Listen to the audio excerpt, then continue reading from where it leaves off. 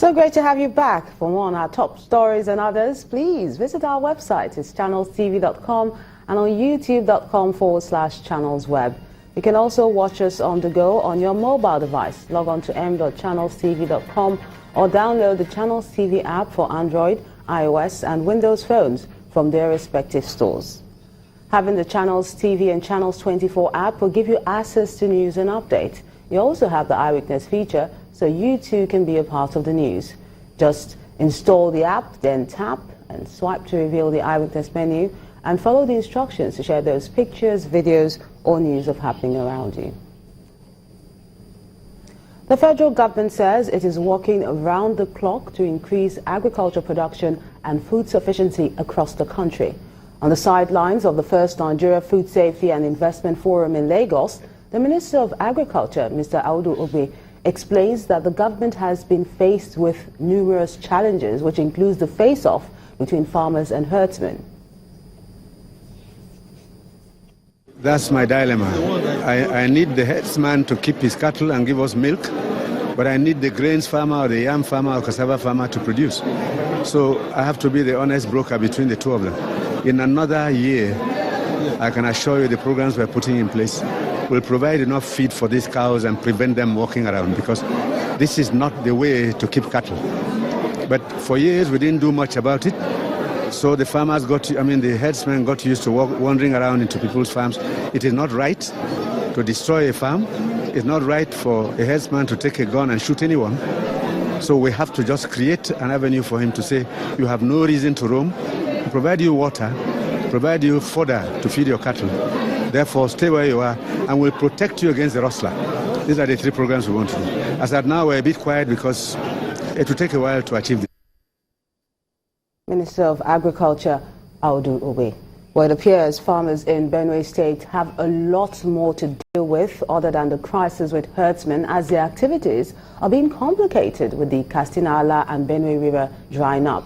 The farmers are appealing to the government to ease their condition by dredging the river to allow it flow better for irrigation purposes. A substantial portion of the River Benue is running dry, leaving this shallow depth of flowing water.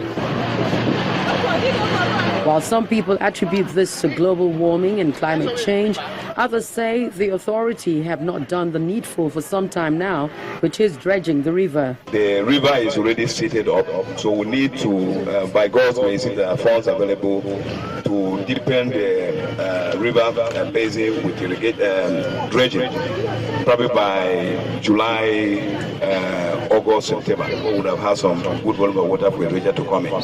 So they will require your support, Your Excellency, if it's possible, so that we can have enough water available here to support up to 2,000 hectares of grass farming or more. But that will change now, as the Governor, Samuel Otom, is making a commitment to the people that the irrigation project is being revived. We are following up the federal government to see how we can dredge, but at the local level, maybe the consultant will try to find other alternatives that can be done locally, that government can also come in to support. Because dredging, if you dredge here and you did not dredge in Katsina-Ala, you still have the same problem next year. Benue State is known as the food basket of the country, and with the challenges the farmers are facing now, there are doubts if the food needs of the country will be fully met unless something urgent is done to address the drying up of the River Benue and Katsina-Ala. The Imo State chapter of the Nigeria Union of Pensioners has given the state government a 21-day ultimatum to pay up their outstanding arrears or face a Southeast pensioners protest. The resolution was reached at a joint meeting of the Imo State chapter of the Nigeria Labour Congress and the local and zonal leadership of the Nigeria Union of Pensioners. Seemingly fed up with their situation, the Imo State chapter of the Nigeria Union of Pensioners attempts to thrash out issues with their zonal counterparts. The state chapter of the Nigeria Labour Congress is also at this meeting. The pensioners are accusing the state government of falling behind in pension payments. They are also rejecting a resolution they claim the government unilaterally made to pay only 40% of the amounts due the senior citizens. Government announcement that they have paid the pension arrears up to December 2016 in line with the agreement she reached. The pensioner is not correct. We, the leadership of the remote pensioners, did not reach any agreement with the state government on the payment of 40% of pension arrears. The Southeast Zonal Body and organized labor in the state are poised to support. The Southeast Forum of NUP is in total support of the organized labor and has warned that if after 21 days the Imo State government does not rescind its policy on 40%, that the Southeast Forum will mobilize all pensioners in the Southeast Zone to join the organized labor in their next action. My dear leaders, labor in Imo State is not folding arms.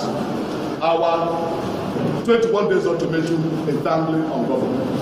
And as I'm talking to you now, by Friday, we are meeting again, and the chairman and secretary of the union will be physically present. And the only issue we are discussing there now is the issue of pensioners.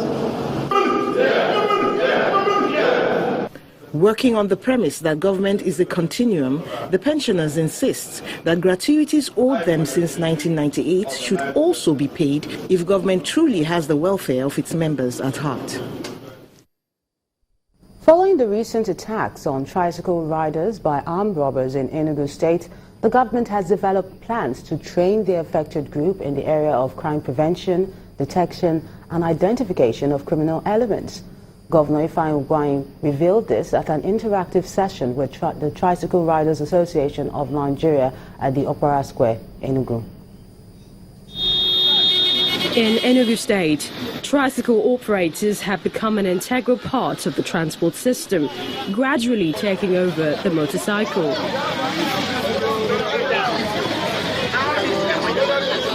But lately, they are facing a problem threatening their businesses and lives.